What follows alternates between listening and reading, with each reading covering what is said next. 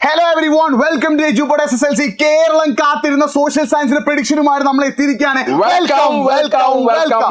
അപ്പൊ ഇന്ന് നമ്മൾ തിങ്കളാഴ്ച നടക്കാൻ പോകുന്ന സോഷ്യൽ സയൻസ് എക്സാമിന് 72 മാർക്കിൽ കൂടുതൽ കിട്ടുന്ന നിങ്ങൾക്ക് A+ ഉറപ്പിക്കാൻ പറ്റുന്ന ടോപ്പിക് നമ്മൾ പ്രെഡിക്റ്റ് ചെയ്യാൻ പോവാണ്. ഞാൻ എവിടെ വേണമെങ്കിലും എഴുതി ഒപ്പിട്ട് തരാം. ഈ വീഡിയോ കണ്ടു കഴിഞ്ഞാൽ നിങ്ങൾക്ക് 72+ മാർക്ക് ഉറപ്പ്, A+ ഉറപ്പ്. ഈ വീഡിയോ നിങ്ങൾ മാത്രം കണ്ടാൽ പോരാ, മാക്സിമം നിങ്ങളുടെ ഫ്രണ്ട്സിലേക്ക് ലിങ്ക് ഷെയർ ചെയ്യുക, പരമാവധി ഫ്രണ്ട്സിലേക്ക് ലിങ്ക് എത്തിച്ചു കൊടുക്കുക. ഈ വീഡിയോ കാണാത്ത കേരളത്തിൽ ഒരു കുട്ടി പോലും ഉണ്ടാവരുത്. ഈ വീഡിയോ കണ്ടു കഴിഞ്ഞാൽ സോഷ്യൽ സയൻസിൽ A+ ഉറപ്പ് എവിടെ വേണം ഞാൻ എഴുതി ഒപ്പിട്ട് തരുന്നു. അധികം നമ്മൾ ഡയലോഗ് അടിക്കുന്നില്ല, നേരെ നമ്മൾ ചാപ്റ്ററിലേക്ക് കടക്കാണ്. ആദ്യ ചാപ്റ്റർ 3 പൊതുഭരണത്തിൽ മക്കൾ നിങ്ങൾ പഠിച്ചു വെക്കേണ്ടത് ഒന്നാമത്തെ നമ്മുടെ പബ്ലിക് അഡ്മിനിസ്ട്രേഷന്റെ സിഗ്നിഫിക്കൻസ് നിങ്ങൾ കൃത്യമായിട്ട് പഠിച്ചു വെക്കണം. 4 ഉണ്ട്. അതുപോലെ തന്നെ ബ്യൂറോക്രസി, ഉദ്യോഗസ്ഥ വൃന്ദത്തിന്റെ സവിശേഷതകൾ നിങ്ങൾ പഠിച്ചു വെക്കുക. അതുപോലെ തന്നെ Indian civil service with example, കാരണം കുറച്ച് കാലമായിട്ട് എക്സാമ്പിൾ ആണ് ചോദിക്കുന്നത്. 3 സിവിൽ സർവീസ് ഉണ്ട്, അതിന്റെ എക്സാമ്പിൾ ഉദാഹരണം നിങ്ങൾ പഠിച്ചു വെക്കുക. പിന്നെ അതുപോലെ തന്നെ ഇ ഗവേണൻസ് മോഡൽ എക്സാമിൽ ചോദിച്ചതാണ്, ഓൾറെഡി നിങ്ങൾ പഠിച്ച കാര്യങ്ങളായിരിക്കും. പിന്നെ നമുക്ക് നോക്കാനുള്ളത് ആ വിജിലൻസ് കമ്മീഷന്റെ കാര്യങ്ങളാണ്. നമ്മുടെ റൈറ്റ് ടു ഇൻഫർമേഷൻ ആക്ടിലെ വിവരാവകാശ കമ്മീഷൻ എന്നുള്ളത്. പിന്നെ അതുപോലെ തന്നെ ഓംബുഡ്സ്മാൻ, ആ ഓംബുഡ്സ്മാൻ നന്നായിട്ട് എന്ത് ചെയ്യുന്നുണ്ട്, മണക്കുന്നുണ്ട് എക്സാമിന് ചോദിക്കുന്നുള്ളത്. അപ്പൊ ആ കാര്യങ്ങളാണ് നിങ്ങൾ എന്ത് ചെയ്യുന്നത്, പൊതുഭരണം അതായത് പബ്ലിക് അഡ്മിനിസ്ട്രേഷനിൽ കൃത്യമായിട്ട് പഠിക്കേണ്ട കാര്യം എന്ന് പറയുന്നത്. ഇനി നമുക്ക് നോക്കേണ്ടത് പൊതുചെലവും പൊതുവരുമാനം. നമ്മുടെ ജോഗ്രഫിയിലെ 5ാമത്തെ chapter public expenditure and public revenue എന്നുള്ള ചാപ്റ്ററിൽ എന്താണ് പഠിക്കേണ്ടതെന്ന് വെച്ച് കഴിഞ്ഞാൽ, ഒന്ന് പബ്ലിക് എക്സ്പെൻഡിച്ചറിന്റെ ടൈപ്പുകൾ, 2 ടൈപ്പ് പബ്ലിക് എക്സ്പെൻഡിച്ചർ ഉണ്ടല്ലോ, അല്ലെങ്കിൽ 2 ടൈപ്പ് പൊതുചെലവുകൾ ഉണ്ട് അല്ലേ. അത് ജസ്റ്റ് എന്ത് ചെയ്യാൻ മതി, വായിച്ചു നോക്കിയാൽ മതി. അങ്ങനെ കൂടുതൽ എന്ത് ചെയ്യേണ്ട ഇമ്പോർട്ടൻസ് കൊടുക്കണമെന്നില്ല. പിന്നെ GSTയും അതുപോലെ തന്നെ റെക്കമെൻഡേഷനും. അപ്പൊ അതിന്റെ മുമ്പേ തന്നെ നമ്മളുടെ ഡയറക്റ്റ് ടാക്സുകളും ഇൻഡയറക്റ്റ് ടാക്സുകളും ഇല്ല, അതായത് പ്രത്യക്ഷ നികുതികളും പരോക്ഷ നികുതികളും. ആ പ്രത്യക്ഷ നികുതികൾ ഇന്ത്യയിൽ ഏതൊക്കെയാണെന്ന് ഇത് ചെയ്യുക, പഠിച്ചു വെക്കണം. കാരണം മോഡൽ എക്സാമിന് അതിന്റെ ഭാഗമായിട്ട് ചോദിച്ചിട്ടുള്ളതാണ്. പിന്നെ അതുപോലെ തന്നെ നോൺ ടാക്സ് റവന്യൂ, അതായത് നികുതിയേതര വരുമാനങ്ങൾ, നികുതിയിലൂടെ അല്ലാതെ കിട്ടുന്നത് ഫീസ്, ഫൈന്, അങ്ങനെയുള്ള കാര്യങ്ങൾ അത് പഠിച്ചു വെക്കുക. പിന്നെ അതുപോലെ തന്നെ ടൈപ്പ് ഓഫ് ബജറ്റ് 3 ടൈപ്പ് ബജറ്റുകളുണ്ട്. ആ ബജറ്റുകൾ എന്ത് ചെയ്യുക, കൃത്യമായിട്ട് പഠിച്ചു വെക്കണം. 3 അറിയാലോ, ഡെഫിസിറ്റ് ബജറ്റ് എന്നൊക്കെ പറഞ്ഞിട്ടുള്ളത്. പിന്നെ ഫിസ്ക്കൽ പോളിസിയുടെ എയിംസുകൾ എന്തൊക്കെയാണെന്നുള്ളത് നോക്കി വെക്കുക. പിന്നെ അതുപോലെ തന്നെ നിങ്ങൾക്ക് ഇനി ഇതിലെന്തെങ്കിലും ഡൗട്ടുകളോ അല്ലെങ്കിൽ എന്താ കാര്യമാണെങ്കിലും നിങ്ങൾ എന്ത് ചെയ്യുക, ജസ്റ്റ് ഞങ്ങളുടെ ഇൻസ്റ്റാഗ്രാം ഹാൻഡിൽ നമ്മളിവിടെ കൊടുക്കുന്നുണ്ട്. 3 എണ്ണം ഉണ്ട്. 3 ഇൻസ്റ്റാഗ്രാം ഹാൻഡിൽ കേട്ടോ, ശ്രദ്ധിച്ചോ. nafi.edupod ഒന്നാമത്തത്, രണ്ടാമത്തത് SP_Sahad, മൂന്നാമത്തെ നിഹാൽ സാർ എന്തായിരുന്നു? നിഹാൽ വെറും സാറാ? നിഹാൽ സാർ.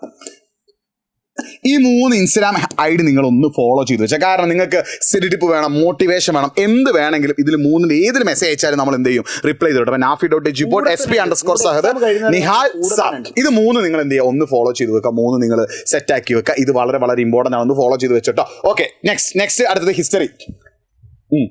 യെസ് മക്കളെ, നിങ്ങൾ എല്ലാവരും ഏറെ ആകാംക്ഷയോടെ കാത്തിരിക്കുന്ന ഒരു ചാപ്റ്ററാണ് നമ്മുടെ കൾച്ചർ ആൻഡ് നാഷണലിസം, സംസ്കാരവും ദേശീയതയും എന്ന ചാപ്റ്റർ അല്ലെ.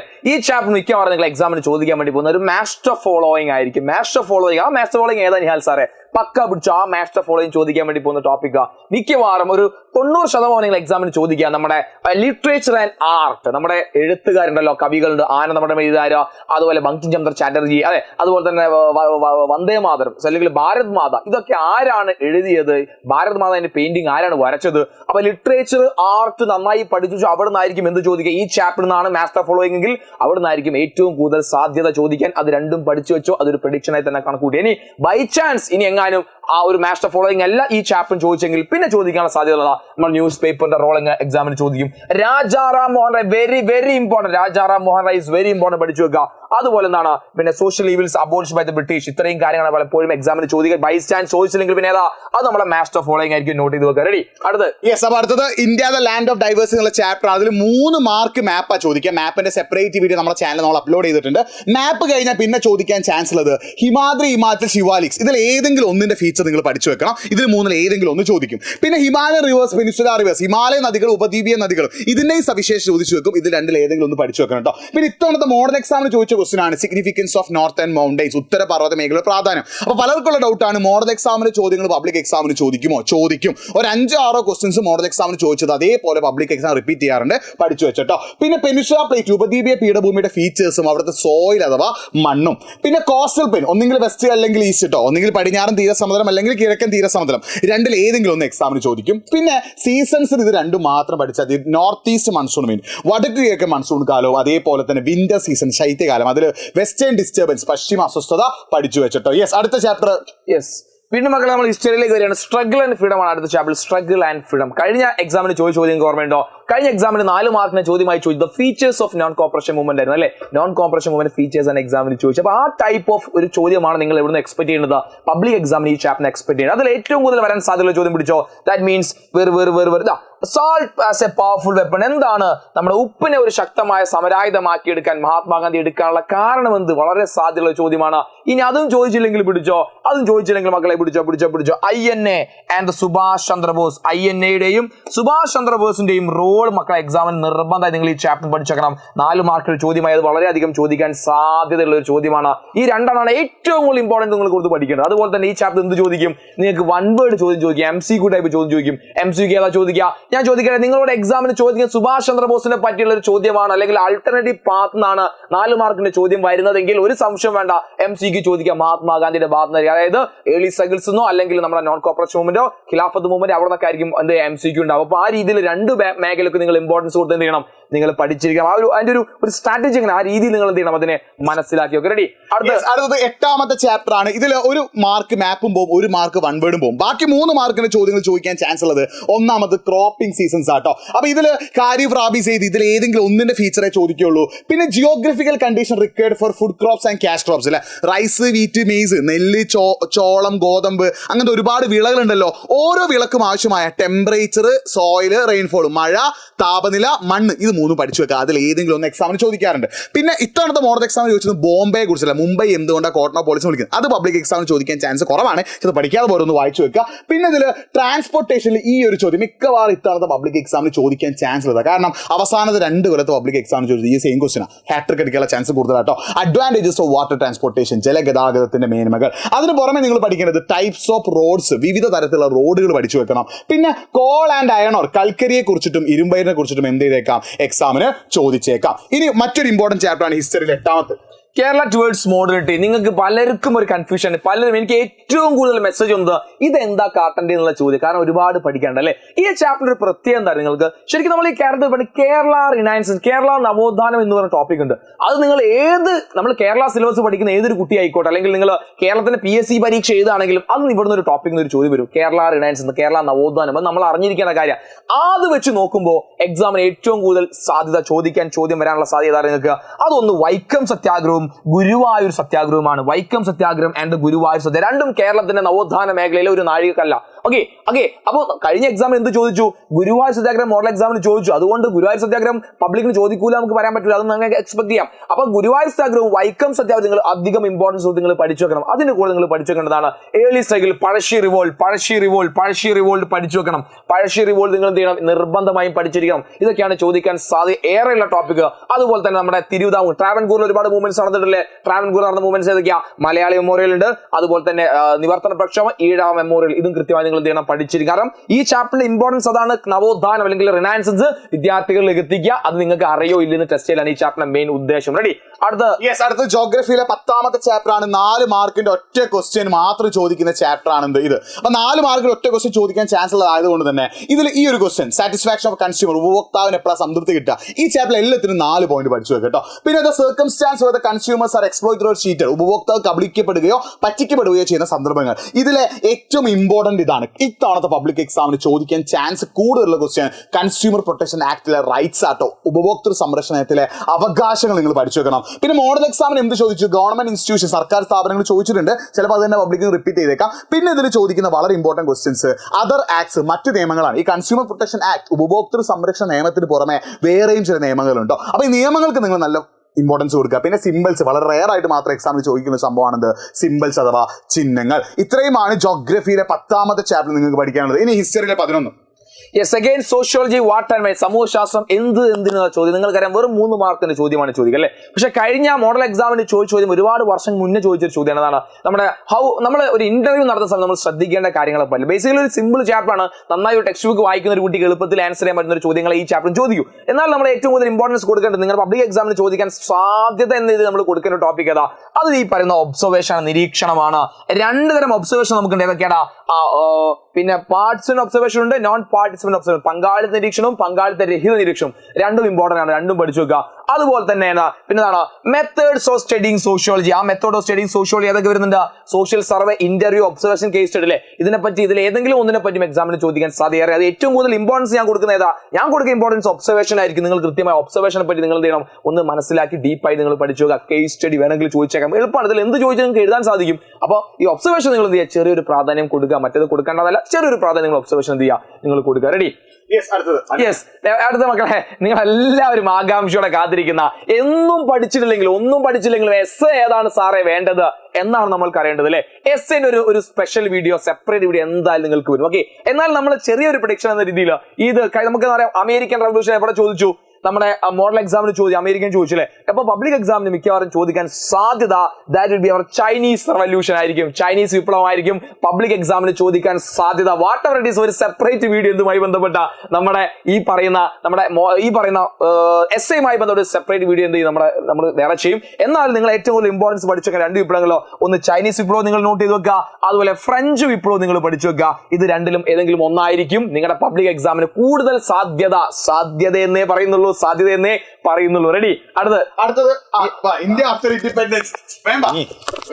ഓക്കെ, എടാ സ്വാതന്ത്ര്യാനന്തര ഇന്ത്യ ആഫ്റ്റർ ഇൻഡിപെൻഡൻസ്. ഓക്കെ, അതിൽ നിങ്ങൾ പഠിച്ചു വെക്കേണ്ടത് ഒന്ന് നാട്ടുരാജ്യങ്ങളുടെ സംയോജനം. അതായത് നമ്മുടെ പ്രിൻസ്ലി സ്റ്റേറ്റുകളൊക്കെ എന്ത് ഒന്നിപ്പിച്ചില്ലേ? സർദാർ വല്ലഭായ് പട്ടേൽ, അതുപോലെ തന്നെ വി പി മേനൻ, പിന്നെ അവർ കൊണ്ടുവന്ന ആ കരാർ, ഇൻസ്ട്രുമെന്റ് ഓഫ് അസെഷൻ, ലയന കരാർ, ആ കാര്യങ്ങൾ എന്ത് ചെയ്യണം? നോട്ട് ചെയ്ത് വെക്കണം. പിന്നെ അതുപോലെ തന്നെ അച്ചീവ്മെന്റ്സുകൾ, അതായത് ഇന്ത്യ അച്ചീവ് ചെയ്ത എക്കണോമിക് അല്ലെങ്കിൽ സാമ്പത്തികം, പിന്നെ അതുപോലെ തന്നെ നമ്മൾ പറഞ്ഞ സ്പേസ്, ബഹിരാകാശം, പിന്നെ അതുപോലെ തന്നെ നമ്മൾ പറഞ്ഞ സയൻസ് ആൻഡ് ടെക്നോളജി, അതായത് ശാസ്ത്ര സാങ്കേതികം. ഇതിൽ മൂന്നെണ്ണത്തിൽ ഒരെണ്ണം നിങ്ങളോട് ഷുവർ ആയിട്ടും ചോദിക്കുന്ന ഒരു ടോപ്പിക്കാണ്. പിന്നെ അതുപോലെ തന്നെ നമുക്ക് നോക്കാം എഡ്യൂക്കേഷൻ കമ്മീഷൻ. 3 കമ്മീഷൻ പഠിക്കാനുണ്ട്, അതിന്റെ റെക്കമെൻഡേഷനും പഠിക്കാനുണ്ട്, ശുപാർശകളും പഠിക്കാനുണ്ട്. അതായത് കോത്താരി കമ്മീഷൻ, പിന്നെ ലക്ഷ്മണസ്വാമി മുതലിയാർ കമ്മീഷൻ എന്നൊക്കെ പറഞ്ഞിട്ടുള്ള 3 കമ്മീഷൻ ഉണ്ട്. ആ 3 കമ്മീഷനും അതിന്റെ ശുപാർശകളും പഠിച്ചൊക്കെ ചിലപ്പോൾ ശുപാർശകൾ അല്ലെങ്കിൽ റെക്കമെൻഡേഷൻ തന്നിട്ട് കമ്മീഷൻ ചോദിക്കാം. പിന്നെ അതുപോലെ തന്നെ നമ്മുടെ വിദ്യാഭ്യാസ നയങ്ങൾ 1986 ആ ബ്ലാക്ക് ബോർഡ് ഓപ്പറേഷൻ എന്നൊക്കെ പറഞ്ഞിട്ടുള്ള കാര്യമില്ലേ, അതെന്ത് ചെയ്യണം? പഠിച്ചു വെക്കുക. പിന്നെ കഴിഞ്ഞ വർഷം ചോദിച്ചത് നമ്മുടെ ഫോറിൻ പോളിസി, അതായത് വിദേശ നയങ്ങളായിരുന്നു. ചിലപ്പോൾ അത് പഞ്ചശീല തത്വങ്ങളും ചോദിക്കാം. അപ്പൊ അത് നല്ല ഇമ്പോർട്ടൻസ് കൊടുത്തിട്ടുണ്ട് എന്ത് ചെയ്യണം? നിങ്ങൾ കൃത്യമായിട്ട് പഠിച്ചു വെക്കണം. State and political science. അടുത്ത മക്കളെ സ്റ്റേറ്റ് ആൻഡ് പൊളിറ്റിക്കൽ സയൻസിലേക്ക് പോകാൻ വേണ്ടി പോകണം. സ്റ്റേറ്റ് ആൻഡ് പൊളിറ്റിക്കൽ സയൻസ് വളരെ പ്രധാനപ്പെട്ട ചാപ്റ്റർ ആണ്. കാരണം നല്ലൊരു തരം മാർക്ക്, എത്ര മാർക്കാണ്? 8 മാർക്ക്, ഏറ്റവും കൂടുതൽ മാർക്ക് ചോദിക്കുന്ന chapter state and political science. നിങ്ങൾ ഇത് ഓപ്ഷൻ എടുക്കാൻ ഞാൻ പേഴ്സണലി നിങ്ങളോട് പറയുള്ളൂ. കാരണം എളുപ്പത്തിൽ പഠിക്കാൻ ഒരു ചാപ്റ്റർ. ഇതിൽ കഴിഞ്ഞ എക്സാമിന് ചോദിച്ച ചോദ്യം എന്താണ്? കഴിഞ്ഞ എക്സാമിന് ചോദിച്ചത് 2 ടൈപ്പ് ഓഫ് സിറ്റിസൺഷിപ്പിനെ പറ്റി ചോദിച്ചു. 2 തരം പൗരത്വം ഏത് എന്നൊരു ചോദ്യം ചോദിച്ചു അല്ലേ? അതുപോലെ തന്നെ ഈ അടുത്ത പബ്ലിക് എക്സാമിന് ഏറ്റവും കൂടുതൽ ചോദിക്കാൻ സാധ്യതയുള്ള ഒരു ചോദ്യം പിടിച്ചോ. That is the functions of state. രാഷ്ട്രത്തിന്റെ ഫംഗ്ഷൻസ് ഏതെല്ലാം? ഏതൊക്കെയാണ്? ഒബ്ലിഗേറ്ററി ഫംഗ്ഷനിലോ ഡിസ്ക്രിഷണറി ഫംഗ്ഷനിലോ രണ്ടിൽ ഏതെങ്കിലും ഒന്ന്, അല്ലെങ്കിൽ രണ്ടും ചോദിക്കാനുള്ള സാധ്യതയുണ്ട്. അത് വളരെ ഇമ്പോർട്ടൻസ് നിങ്ങൾ പഠിച്ചു വെക്കുക. And the second one is basic factors of രാഷ്ട്രത്തിന്റെ അടിസ്ഥാന ഘടകങ്ങൾ എന്തെല്ലാം? രാഷ്ട്രത്തിന്റെ അടിസ്ഥാന ഘടകങ്ങൾ എന്തെല്ലാം? വളരെ പ്രധാനപ്പെട്ട ടോപ്പിക്കാണ് അടിസ്ഥാന ഘടകങ്ങൾ. വളരെ 4 ഫാക്ടേഴ്സ് ഉണ്ടല്ലോ, അത് നിങ്ങൾ പഠിച്ചു വെക്കണം. അവിടെ നിന്നാണ് ഏറ്റവും കൂടുതൽ ചോദ്യം വരാൻ. വീണ്ടും again I repeat the word സാധ്യത. റെഡി? യെസ്. ഇനി നമ്മൾ സീസൺസ് ആൻഡ് ടൈം, ഋതുഭേദങ്ങളും സമയവും എന്നുള്ള ഒന്നാമത്തെ ചാപ്റ്ററിലേക്ക് നമ്മൾ എന്ത് ചെയ്യാണ്? കടക്കുകയാണ്. യെസ്, എന്താ സീസൺസ് ആൻഡ് ടൈം അഥവാ ഋതുഭേദങ്ങളും സമയം എന്നുള്ള ചാപ്റ്ററിൽ ഇതിന്നാണ് ജോഗ്രഫിയിൽ നിന്ന് എന്ത് ചോദിക്കുക? എസ് എ ചോദിക്കുക. അപ്പൊ നിങ്ങൾ ശ്രദ്ധിക്കേണ്ട കാര്യം, എസ് എ ചോദിക്കാൻ ചാൻസ് ഉള്ളത് നമ്മൾ സെപ്പറേറ്റ് വീഡിയോ ആയിട്ട് ചെയ്യും. എന്നാൽ ശ്രദ്ധിച്ചോ, ഈ ഒരു reasons behind the seasons S A ചോദിക്കാൻ ചാൻസ്. ഋതുഭേദങ്ങൾക്ക് പിന്നിലെ കാരണങ്ങൾ എസ് എ ചോദിക്കും. ഈ 3 സമയങ്ങൾ എന്ത് ചെയ്യും? എസ് എ ചോദിക്കും. ഇന്റർനാഷണൽ ഡേറ്റ് ലൈൻ, അന്താരാഷ്ട്ര ദിനാങ്കരേഖ, ഇതിൽ 3 നിന്ന് ഏതെങ്കിലും ഒന്നായിരിക്കും എസ് എ ചോദിക്കുക. പിന്നെ ബാക്കിയൊക്കെ 3 എന്നാണ്. ഈ 3 ദിവസങ്ങൾ, equinox, summer and winter solstice അല്ലെ, ഗ്രീഷ്മ അനാദിനവും ശൈത്യ അനാദിനവും എക്സാമിന് ചോദിക്കുക. സ്പ്രിംഗ് ആൻഡ് ഓട്ടം, ഇത് എന്തായാലും ഉറപ്പാണ്. ഒന്നെങ്കിൽ സ്പ്രിംഗ് അല്ലെങ്കിൽ ഓട്ടം, ഇതിൽ രണ്ടിൽ ഏതെങ്കിലും ഒരു ക്വസ്റ്റ്യൻ 100% ഉറപ്പാണ് നിങ്ങൾക്ക് സോഷ്യൽ സയൻസ് ക്വസ്റ്റ്യൻ പേപ്പറിൽ കാണാൻ പറ്റും. ഇത് രണ്ടും പഠിച്ചു പോയിക്കോ, ആ പഠിത്തം വെറുതെ ആവില്ല. 3 മാർക്ക് നിങ്ങൾക്ക് പോക്കറ്റിലാക്കട്ടോ. ഇനി നമ്മൾ 3rd ചാപ്റ്ററിലേക്ക് കടക്കുകയാണ്. ഹ്യൂമൻ റിസോഴ്സ് ഡെവലപ്മെന്റിന്റെ. വേഗം ചെല്ല് ഓട്. യെസ്, പറഞ്ഞോ. ഓക്കെ, 3ാമത്തെ ചാപ്റ്റർ ഇതാണ് എല്ലാവരും സെലക്ട് ചെയ്യുന്ന ചാപ്റ്റർ, ഹ്യൂമൻ റിസോഴ്സ് അല്ലെങ്കിൽ മാനവ വിഭവശേഷിയുടെ. അതിൽ നിങ്ങൾ പഠിക്കേണ്ട ഡിഫറെന്റ് ലെവൽസുകളുണ്ട്. 4 ലെവൽസുകളില്ലേ നമുക്ക്? നമ്മുടെ ഇൻഡിവിജ്വലി, കുടുംബം എന്നൊക്കെ പറഞ്ഞിട്ടുള്ള ആ സംഭവം എന്ത് ചെയ്യണം? കൃത്യമായിട്ട് പഠിച്ചു വെക്കണം. പിന്നെ അതുപോലെ തന്നെ നോക്കാനുള്ളതാണ് ഇമ്പോർട്ടൻസ് ഓഫ് പോപ്പുലേഷൻ സ്റ്റഡീസ്. എന്തിനാണ് ഇവിടെ സെൻസസ്? ആ സംഭവം തന്നെയാണ്. എന്തിനു വേണ്ടിയിട്ടാണ് നമ്മുടെ ഇന്ത്യയിൽ അല്ലെങ്കിൽ നമ്മുടെ ലോകത്ത് തന്നെ സെൻസസ് നടത്തുന്ന സംഭവം. പിന്നെ അതുപോലെ തന്നെ ഹ്യൂമൻ റിസോഴ്സ്, അതായത് മാനവ വിഭവശേഷി മെച്ചപ്പെടുത്തുന്നത് കൊണ്ടുള്ള നേട്ടങ്ങൾ എന്തൊക്കെയാണ്? ടെക്സ്റ്റ് ബുക്കിൽ വെണ്ടക്കാക്ഷരത്തിൽ പുസ്തകത്തിൽ എന്ത് ചെയ്തിട്ടുണ്ടാവും, ഒരു ഇങ്ങനെ റൗണ്ടിലൊക്കെ വെച്ചിട്ടുള്ള ഒരു സംഭവം ഉണ്ടായിരിക്കും. പിന്നെ അതുപോലെ തന്നെ എഡ്യൂക്കേഷനും ഹെൽത്ത് കെയറും, ഇതിലേതെങ്കിലും ഒരു ക്വസ്റ്റ്യൻ നിർബന്ധമാണ്. എന്താണെന്ന് വെച്ച് കഴിഞ്ഞാൽ എഡ്യൂക്കേഷൻ ഇംപ്രൂവ് ചെയ്യുന്നതുകൊണ്ട്, അതായത് വിദ്യാഭ്യാസം മെച്ചപ്പെടുത്തുന്നത് കൊണ്ടുള്ള ഗുണങ്ങൾ, രാജ്യത്തിന് എന്ത് നേട്ടമാണുള്ളത്, അല്ലെങ്കിൽ ഹെൽത്ത് കെയർ ആരോഗ്യം മെച്ചപ്പെടുത്തുന്നത് കൊണ്ടുള്ള നേട്ടങ്ങൾ എന്ത് ചെയ്യുക, പഠിച്ചു വെക്കുക. പിന്നെ അതുപോലെ തന്നെ നമ്മുടെ വിദ്യാഭ്യാസം എഡ്യൂക്കേഷനും കാര്യങ്ങളൊക്കെ അടിപൊളിയാക്കാൻ വേണ്ടിയിട്ട് നമ്മുടെ ഗവൺമെന്റ് കുറച്ച് പ്രൊജക്റ്റുകൾ, കുറച്ച് പദ്ധതികൾ കൊണ്ടുവന്നിട്ടുണ്ട്. ICDS അല്ലെങ്കിൽ മറ്റേ ശിശു സംയോജന വികസന പരിപാടി എന്നൊക്കെ പറഞ്ഞിട്ട് അവയുടെ ലക്ഷ്യങ്ങൾ നോക്കി വെക്കുക. അപ്പൊ ശിശു എന്ന് കേൾക്കുമ്പോൾ തന്നെ 6 വയസ്സുള്ള കുട്ടികൾ ഇതാന്നൊക്കെ എന്ത് ചെയ്യുക, മനസ്സിലാക്കി വെച്ചാൽ മതി. അപ്പൊ ആ കാര്യങ്ങളാണ് എന്ത് ചെയ്യുന്നത് ഏറ്റവും ഇമ്പോർട്ടന്റ് ആയിട്ട് നിങ്ങൾ ഈ ചാപ്റ്ററിൽ നോക്കേണ്ടത്. ഓക്കെ അല്ലേ? Okay, yes. ഈ നമ്മൾ 4ാമത്തെ ചാപ്റ്ററിലേക്ക് കടക്കുകയാണ്. 4ാമത്തെ ചാപ്റ്ററിലേക്ക് നമ്മൾ വരുമ്പോൾ ഇതിൽ ഗ്രിഡ് റെഫറൻസ് വളരെ വളരെ ഇമ്പോർട്ടന്റ് ആണ്. ഗ്രിഡ് റെഫറൻസ് എന്ത് ചെയ്യാറുണ്ട്, എക്സാമിന് ചോദിക്കാൻ. ഗ്രിഡിന്റെ സെപ്പറേറ്റ് വീഡിയോ നമ്മൾ ചെയ്യട്ടോ. പിന്നെ ഗ്രിഡ് അല്ലെങ്കിൽ ഇതിൽ എക്സാമിന് ചോദിക്കാൻ ചാൻസ് ഒന്ന് ടോപ്പോഗ്രാഫിക് മാപ്പ് ആൻഡ് യൂസസ് അല്ലെ, ധരാതലീയ ഭൂപടങ്ങൾ ഉപയോഗങ്ങൾ, ഇത് പഠിച്ചിട്ട് പോണ കഴിഞ്ഞതാണ് പബ്ലിക് എക്സാമിന് ചോദിച്ചാണ്. പിന്നെ ചോദിക്കാൻ ചാൻസ് സൈൻസ് ആൻഡ് സിമ്പിൾസിൽ അടയാളങ്ങളും ചിഹ്നങ്ങളും, അല്ലെങ്കിൽ കോണ്ടൂർ ലൈൻസ്, കോണ്ടൂർ രേഖ, ഇതിൽ നിന്ന് ഏതെങ്കിലും ഒരു ചോദ്യമായിരിക്കും നിങ്ങളുടെ പബ്ലിക് എക്സാമിന് ചോദിക്കുക. അപ്പൊ കോണ്ടൂർ ലൈൻസ്, കോണ്ടൂർ രേഖ ഇമ്പോർട്ടന്റ് ആണ്, വരയ്ക്കാൻ ചോദിക്കില്ല, അതിന്റെ ഡെഫിനിഷനും ബാക്കി കാര്യങ്ങളൊക്കെ ചോദിക്കുക. പിന്നെ ഫിസിക്കൽ ആൻഡ് കൾച്ചറൽ ഫീച്ചേഴ്സിലെ ഭൗതിക സവിശേഷതകളും സാംസ്കാരിക സവിശേഷതകളും. യെസ്, ഇനി വീണ്ടും നമ്മൾ 8 മാർക്കിന് ചോദ്യത്തിൽ പോവാണ്. അതായത് കഴിഞ്ഞ മോഡൽ എക്സാം നോക്കുകയാണെങ്കിൽ British exploitation and the result, British ചൂഷണവും ചെറുത്തു നിൽപ്പും എന്ന ചാപ്റ്റർ ചോദിച്ച ആദ്യ ചോദ്യം അത് features of permanent land revenue settlement, revenue settlement സിസ്റ്റത്തിന്റെ പ്രത്യേകത പറ്റി ചോദിച്ചിരുന്നു. അതുപോലെ തന്നെ നമ്മൾ കഴിഞ്ഞ തവണ പറഞ്ഞതാണ് Kurichya revolt, the reasons for Kurichya revolt എക്സാമിന് ചോദിച്ചിരുന്നു അല്ലേ. പക്ഷേ ഈ കുറിച്യ റിവോൾട്ടും ഇതും വേണമെങ്കിൽ റിപ്പീറ്റ് ചെയ്ത് ചോദിക്കുക, ഒരു ഇങ്ങനെ ചോദിക്കില്ല എന്നൊരു നിർബന്ധമില്ല മക്കളെ. എന്നാൽ നമുക്ക് അടുത്തത് വളരെയധികം സാധ്യതയുള്ള ഒരു ചോദ്യം, the reasons behind the decline of textile എന്നാണ് പബ്ലിക് എക്സാമിന് ചോദിക്കുക. PPP എന്നുള്ള പ്രഡിക്ഷൻ അല്ല കേട്ടോ, പബ്ലിക് എക്സാമിന് ചോദിക്കാൻ സാധ്യതയുള്ള ചോദ്യമാണ്. Reasons behind the decline of textiles industry in India. അതുപോലെ തന്നെ first war of Indian independence, 1ാം സ്വാതന്ത്ര്യ സമരം വളരെ പ്രധാനപ്പെട്ട ടോപ്പിക്കാണ്. രണ്ടും നിങ്ങൾ കുറച്ച് ഇമ്പോർട്ടൻസ് കൊടുത്ത് നിങ്ങൾ പഠിച്ചിരിക്കണം. റെഡി? അടുത്ത ചാപ്റ്റർ നോക്കുകയാണെങ്കിലും ദ സ്റ്റേറ്റ്, ഓക്കെ, യെസ്, ഇനി സിവിക് കോൺഷ്യസ്.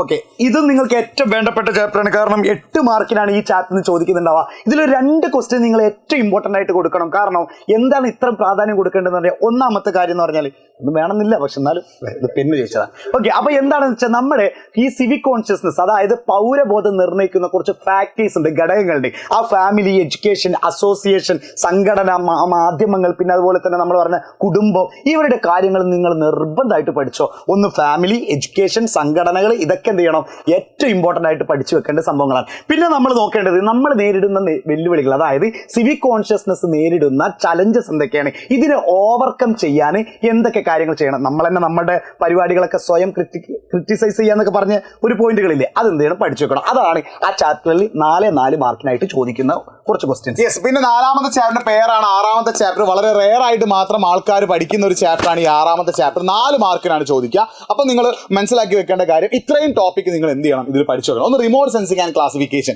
വിദൂര സംവേദനം, അതിന്റെ വർഗീകരണങ്ങളും, പാസീവ് ആൻഡ് ആക്റ്റീവ് ഉണ്ട് അല്ലെ, അത് പ്രത്യക്ഷവും പരോക്ഷവും നിങ്ങൾ എന്ത് ചെയ്യുക, പഠിച്ചു വെക്കുക. പിന്നെ അതേപോലെ ബേസ്ഡ് ഓൺ പ്ലാറ്റ്ഫോമിന്റെ അടിസ്ഥാനത്തിലുള്ള ക്ലാസിഫിക്കേഷനും, പിന്നെ disadvantages of air remote sensing, ആകാശീയ വിദൂര സംവേദനത്തിന്റെ പോരായ്മകൾ, ടൈപ്സ് ഓഫ് സാറ്റലൈറ്റ്സിലെ എന്താണ് ഉപഗ്രഹത്തിന്റെ വർഗീകരണങ്ങൾ, geostationary and sun signals, സൗരസ്ഥിര ഉപഗ്രഹങ്ങളും ഭൂസ്ഥിര ഉപഗ്രഹങ്ങളും, പിന്നെ GISന്റെ അനലിറ്റിക്കൽ കേപ്പബിലിറ്റീസിലെ ഭൂവിവര വ്യവസ്ഥയും വിശകലന സാധ്യതയും, പിന്നെ യൂസസ് ഓഫ് റിമോട്ട് സെൻസിംഗ്, വിദൂര സംവേദന ഉപയോഗങ്ങൾ. അപ്പോൾ ഒറ്റ ക്വസ്റ്റിനെ വരുള്ളൂ, ഇത് ഏതെങ്കിലും ഒന്നായിരിക്കും എന്ത് ചെയ്യുക, ചോദിക്കുക. ഇത് വളരെ റെയർ ആയിട്ട് മാത്രം ചോദിക്കുകയാണ്. 9th ചാപ്റ്റർ, ഈ 9th ചാപ്റ്ററും 3rd ചാപ്റ്ററും കൂടെ പേരാണ്, പക്ഷെ വളരെ റെയർ ആയിട്ട് മാത്രം ആൾക്കാർ പഠിക്കുന്ന ചാപ്റ്റർ ആണ്. ഞാൻ എപ്പോഴും പറയുന്നത് ഈ ചാപ്റ്ററിനേക്കാളും നിങ്ങൾ എന്ത് ചെയ്യുന്നത് 3ാമത്തെ ചാപ്റ്റർ പഠിച്ചാൽ മതി, ഏറ്റവും നല്ലതാണ് ഞാൻ പറയുന്നത്. പക്ഷേ ഇത് അധികം ആരെങ്കിലും സെലക്ട് ചെയ്തിട്ടുണ്ടെങ്കിൽ പിന്നെ മാറ്റാൻ നിൽക്കേണ്ട സമയമൊന്നുമില്ല. അപ്പോൾ ഒന്ന് പഠിക്കേണ്ട റിസർവ് ബാങ്കിന്റെ ഫംഗ്ഷൻസ്, RBIന്റെ ഫംഗ്ഷൻസ്, ധർമ്മങ്ങൾ പഠിച്ചു വെക്കണം. പിന്നെ അതുപോലെ തന്നെ നമ്മുടെ ഗ്രോത്ത് ഓഫ് ബാങ്ക്, അതായത് 3 ഫേസ് ആയിട്ടാണ് ബാങ്കുകളുടെ വളർച്ച എന്ന് പറഞ്ഞാൽ, ആ 3 ഫേസ്, 3 ഘട്ടങ്ങളും കൃത്യമായിട്ട് പഠിച്ചു വെക്കുക. പിന്നെ ഫംഗ്ഷൻസ് ഓഫ് കൊമേഴ്ഷ്യൽ ബാങ്ക്, അതായത് വാണിജ്യ ബാങ്കിന്റെ ധർമ്മങ്ങൾ, ലോൺ കൊടുക്കുന്നുണ്ട്, ഡെപ്പോസിറ്റ് സ്വീകരിക്കുന്നുണ്ട് എന്നൊക്കെ പറഞ്ഞ സംഭവങ്ങൾ. പിന്നെ modern trends in banking sector, അതായത് ബാങ്കിങ് രംഗത്തെ ആധുനിക പ്രവർത്തനങ്ങൾ. 2 കാര്യങ്ങളിലെ നമ്മുടെ കോർ ബാങ്കിങ്ങും അതുപോലെ തന്നെ ഇന്റർനെറ്റ് ബാങ്കിങ് എന്നൊക്കെ പറഞ്ഞിട്ടുള്ള ആ 2 കാര്യങ്ങൾ നല്ല മാർക്കിന് ചോദിക്കുന്ന ഒരു സംഭവമാണ്. പിന്നെ കുറേ ടൈപ്സ് ഓഫ് ബാങ്കുകളുണ്ട്, ഒരുപാട് ബാങ്കുകളുണ്ട്, മഹിളാ ബാങ്കുകൾ, പേയ്മെന്റ് ബാങ്കുകൾ, സവിശേഷ ബാങ്കുകൾ എന്നൊക്കെ പറഞ്ഞിട്ടുള്ള സ്പെഷ്യലൈസ്ഡ് ബാങ്കുകൾ, അതെന്ത് ചെയ്യണം, നോക്കണം. പിന്നെ അതുപോലെ തന്നെ കോപ്പറേറ്റീവ് ബാങ്കുകളില്ലേ, ആ ബാങ്കിന്റെ ലക്ഷ്യം എന്താണെന്നുള്ള, അല്ലെങ്കിൽ എയിംസ് എന്താണെന്നുള്ള എന്ത് ചെയ്യുക, കൃത്യമായിട്ട് പഠിച്ചു വെക്കുക. പിന്നെ കുറച്ച് നോൺ ബാങ്കിങ് ഫിനാൻഷ്യൽ ഇൻസ്റ്റിറ്റ്യൂഷൻ ഉണ്ട്, അതായത് നമ്മുടെ KSF എന്നൊക്കെ പറഞ്ഞിട്ടുള്ള മൈക്രോ ഫിനാൻസ് ഒക്കെ അല്ലേ, അതിന്റെ ലക്ഷ്യങ്ങൾ, മൈക്രോ ഫിനാൻസിന്റെ ലക്ഷ്യങ്ങൾ എന്ത് ചെയ്യുക, നോട്ട് ചെയ്ത് വെക്കണം. പിന്നെ ചാപ്റ്റർ 1ന്റെ കൂടെ പെയറായി വരുന്നതാണ് ചാപ്റ്റർ 2. വളരെ കുറച്ച് ആളുകൾ മാത്രം ചൂസ് ചെയ്തുള്ള ചാപ്റ്റർ ആണ്. അപ്പൊ നിങ്ങൾ ശ്രദ്ധിക്കുന്ന കാര്യം, ഇതിലൊന്ന് അറ്റ്മോസ്ഫിയറിക് പ്രഷർ അല്ലെ അന്തരീക്ഷ മർദ്ദ സ്വാധീന ഘടകങ്ങൾ, ഇത് എസ്സേ ചോദിക്കും. ഗ്ലോബൽ പ്രഷർ ബെൽറ്റ്, ആഗോള മർദ്ദ മേഖല എസ്സേ ചോദിക്കും. പ്ലാനറ്ററി വിൻസ്, ആഗോളവാദങ്ങൾ എസ്സേ ചോദിക്കും. അതേപോലെ തന്നെ സൈക്ലോൺസ് ആൻഡ് ആന്റി സൈക്ലോൺസ്, ചക്രവാദങ്ങൾ പ്രതിചക്രവാദങ്ങൾ എസ്സേ ചോദിക്കും. ബാക്കിയുള്ളതെല്ലാം 3 മാർക്കിന്റെ ക്വസ്റ്റ്യൻസ് ആണ്. അപ്പൊ ഇത് വളരെ കുറച്ച് ആളുകൾ ചൂസ് ചെയ്തുകൊണ്ട് തന്നെ ഇത് അങ്ങനെ പഠിക്കണമെന്നില്ല, മറ്റു തന്നെയാണ് ഏറ്റവും സിമ്പിൾ കേട്ടോ. ഇനി ഇതേപോലെ തന്നെ ഹിസ്റ്ററിയിലുള്ള ഒരു പേഡ് ചാപ്റ്റർ ആണ് സെക്കൻഡ് ചാപ്റ്റർ. ഇതും വളരെ കുറച്ച് ആളുകൾ മാത്രം ചൂസ് ചെയ്താണ്. പക്ഷെ എന്നാലും നമുക്ക് വളരെ എളുപ്പത്തിൽ പ്രെഡിക്റ്റ് ചെയ്യുന്ന ഒരു ചാപ്റ്ററാണ് ഈ ചാപ്റ്റർ. കാരണം കഴിഞ്ഞ മോഡൽ എക്സാം ഈ ചാപ്റ്റർ ചോദിച്ചത് എന്താ, നമ്മുടെ നാസിസം ഫാസിസവുമായി ബന്ധപ്പെട്ട ചോദ്യമാണ് ചോദിച്ചെങ്കിൽ അടുത്ത നിങ്ങൾ ശ്രദ്ധിച്ചോ, അടുത്ത ഫൈനൽ പബ്ലിക് എക്സാമിന് ചോദിക്കാൻ പറ്റുന്ന എസ്സേ അത് ഫസ്റ്റ് വേൾഡ് വാർ, ഒന്നാം ലോക മഹായുദ്ധത്തിന്റെ കാരണങ്ങളായിരിക്കും. What are the cause and after effect of first world, ഒന്നാം ലോക മഹായുദ്ധത്തിന്റെ കാരണങ്ങളും അനന്തര ഫലങ്ങളും വേണമെങ്കിൽ എക്സാമിന് ചോദിച്ചേക്കാം. അല്ലെങ്കിൽ ചോദിക്കാം ഇനി ബൈ ചാൻസ് അത് ചോദിച്ചത് സെക്കൻഡ് വേൾഡ് വാറിനെ ചോദിക്കാനായിരിക്കും. സെക്കൻഡ് വേൾഡ് വാറിന്റെ കാരണങ്ങളും അനന്തര ഫലങ്ങളും എന്ത് ചെയ്യും അവിടെ ചോദിക്കും, ഈ ചാപ്റ്റർ ചോദിക്കും. ഓക്കെ, സോ ഇറ്റ്സ് വളരെ പ്രധാനപ്പെട്ട, വളരെ റെയർ ആളുകൾ ചൂസ് ചെയ്യുന്ന ചാപ്റ്റർ ആണ് എന്ത് ചെയ്യുക. അപ്പൊ ഇത്രയൊക്കെയാണ് നമ്മുടെ പ്രധാനപ്പെട്ട പ്രഡിക്ഷൻ നമുക്ക് പറയാനുള്ളത്. ഇത് പറഞ്ഞൊക്കെ ഒരു സാധ്യതകളാണ്. ഒരു 90%, 99% ഈ ചോദ്യങ്ങളായിരിക്കും ചോദിക്കുക. അല്ലാതെ നമ്മൾ എവിടെന്നെങ്കിലും കവർന്നെടുത്തോ എന്താണ് ഇത് പഠിച്ചു കഴിഞ്ഞാൽ എന്തായാലും 72+ ഉറപ്പാണ്. ഇത് പഠിക്കുന്നതിന് കൂടുതൽ നമ്മുടെ വാട്സ്ആപ്പ് കമ്മ്യൂണിറ്റിയിലും വാട്സ്ആപ്പ് ചാനൽ നിങ്ങൾ ജോയിൻ ചെയ്യാം. Very very special. നമ്മളെ പല അപ്ഡേറ്റുകളും ഇമ്പോർട്ടന്റ് ആയ നോട്ടുകളൊക്കെ നമ്മൾ വാട്സ്ആപ്പ് ചാനലിലൂടെ പ്രൊവൈഡ് ചെയ്യുമ്പോൾ വാട്സ്ആപ്പ് ചാനൽ നിർബന്ധമായിട്ട് ജോയിൻ ചെയ്യുക. വാട്സ്ആപ്പ് കമ്മ്യൂണിറ്റി നിങ്ങൾ നോട്ടിനായിട്ട് ജോയിൻ ചെയ്യുക. ഏറ്റവും പ്രധാനപ്പെട്ട കാര്യം കൊടുക്കുന്നത്, ഏറ്റവും പ്രധാനം ഈ വീഡിയോ നിങ്ങൾ മാക്സിമം കേരളത്തിലേക്ക് എല്ലാവരിലേക്ക് എത്തിക്കുക. കാരണം മോഡൽ എക്സാമിന് ഏറ്റവും കൂടുതൽ ആളുകൾ കണ്ട പ്രഡിക്ഷൻ സോഷ്യൽ സയൻസിന്. ഒരു കാര്യം ഞങ്ങൾക്കറിയാം, വലിയ പ്രതീക്ഷയിലാണ് നിങ്ങൾ ഈ വീഡിയോ കാണുന്ന. ആ പ്രതീക്ഷ ഒരിക്കലും നിങ്ങൾക്ക് എന്ത് ചെയ്യില്ല, പാഴായി പോല. എല്ലാവർക്കും A+ കിട്ടട്ടെ. All the best, all the best, all the best മക്കളെ. ബൈ. ഞങ്ങൾ ഇൻസ്റ്റാഗ്രാം പേജ് മറക്കണ്ട.